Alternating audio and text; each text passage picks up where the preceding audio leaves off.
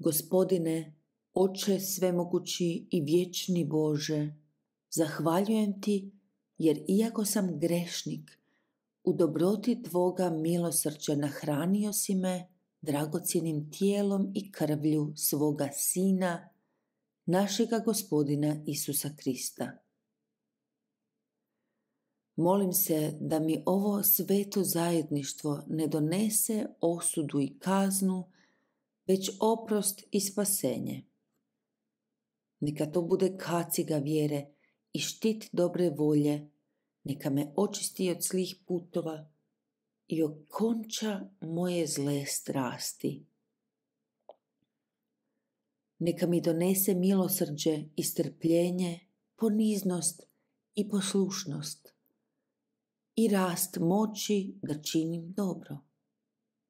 Neka to bude moja snažna obrana od svih mojih neprijatelja, vidljivih i nevidljivih, i savršeno smirivanje svih mojih zlih poriva tjelesnih i duhovnih.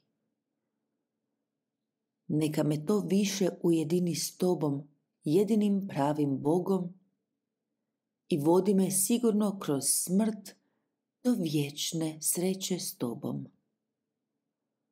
Vodi mene grešnika na gozbu, gdje sa Tvojim Sinom i Duhom Svetim postoji pravo i savršeno svjetlo, potpuno ispunjenje, vječna radost, radost bez kraja i savršena sreća za Tvoje svece.